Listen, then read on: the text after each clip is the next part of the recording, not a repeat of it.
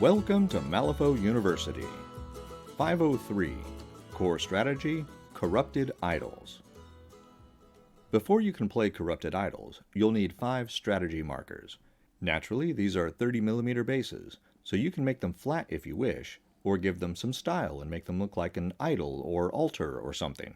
So long as they won't be mistaken for scheme, corpse, or scrap markers, you can make them look like just about anything you want. Easy printable strategy markers are available from the link to Wargames Vault in the notes below.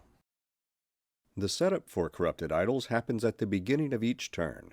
After initiative is flipped, the player who wins initiative creates one strategy marker on the center line of the playing area according to the suit of the card that won initiative. The direction is determined from that player's perspective. A mask puts it halfway between the center point and the edge of the table on the left.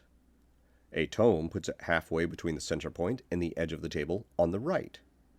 In standard or wedge deployment, the center point is 18 inches from either side, so the strategy marker would go 9 inches from the edge. In corner or flank deployment, the center line is nearly 51 inches long, making half of it just over 25 inches. The strategy marker would go about 12.5 inches from the corner, terrain and models allowing. You could also measure 9 inches up from the corner and 9 inches in, and then put the strategy marker centered on that point. A ram puts it dead in the center of the playing area. A crow puts the strategy marker where the center line meets the table edge, and the player with initiative gets to choose which side. If initiative is won with a joker, that player flips again for a single suit. Keep in mind that initiative has already been won, and this reflip is just for a suit. However, the rules don't say this flip cannot be cheated, so if this reflip gets a suit the player with initiative doesn't particularly want, he can cheat a card from his hand to get a specific suit. These strategy markers are both concealing and impassable, which means that models cannot move through them unless the model has the incorporeal ability, flight, or something similar. You also cannot overlap the base of a model or other marker with these impassable strategy markers. They do not have height, though, so they do not block line of sight.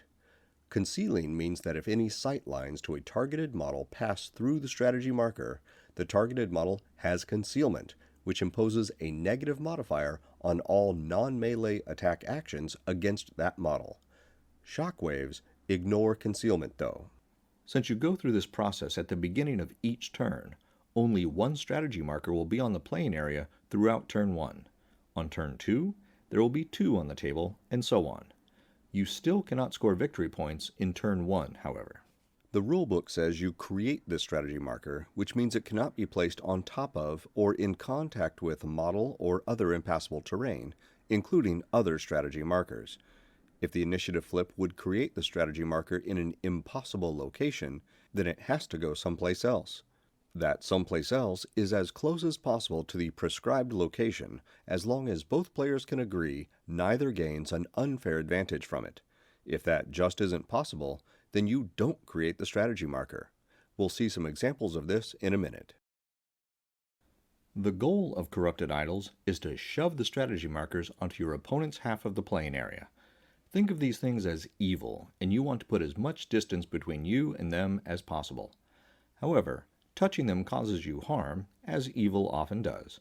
Here's how it works. A model moves into base contact with a strategy marker. It may then take the interact action to suffer 1, 2, or 3 points of irreducible damage that even ignores hard to kill. However much damage the model suffers is how far you can move the strategy marker in inches.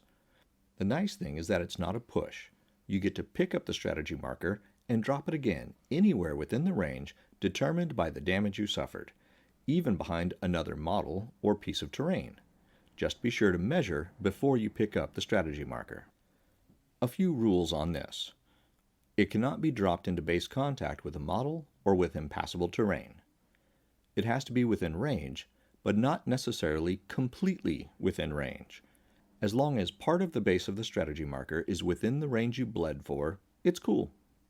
It can go in any direction, and the rules for this strategy do not require the interact to be a friendly controlled action, so if you obey an enemy model to take the interact action to move the strategy marker, That could be used to move it back the way you want and get it out of your half of the playing area. Whether it's friendly or enemy controlled, the model controlling the action would be the one to take the damage. The model controlling the interact action cannot suffer more damage than its current health and may not kill itself doing this. If you have a model down to 2 health, you cannot say it suffers 3 damage to move the strategy marker 3 inches. In fact, you cannot have it suffer more than 1 damage, as 2 points of damage would kill it, and that's not allowed. At the end of each turn, a crew gets 1 victory point if there are more strategy markers on the enemy half of the playing area than it has scored VP for this strategy. To score the first point, there needs to be just 1 strategy marker on the enemy table half. To score a second point, there needs to be at least 2 markers on the enemy half at the end of the turn, and so on. You do not remove or reset the markers to score at the end of the turn, and no matter how many markers there are, you never score more than 1 victory point in any turn. The strategy markers must be completely on the enemy's table half to count, so if they're on the center line, even a little, they don't count for either crew. Let's see this in action.